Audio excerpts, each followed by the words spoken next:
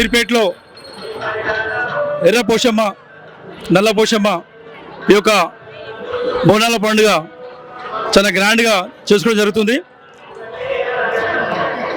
మిత్రుడు కార్పొరేటర్ గారు, బీజేపీ కార్యకర్త మనీష్ గారు, షాయి గారు, ఈ యొక్క కమిటీ మీర్పేట ఈ యొక్క టెంపుల్ కమిటీ ఆధ్వర్యంలో ఈ యొక్క పండుగ వాతావరణం చాలా చక్కగా జరుగుతుంది.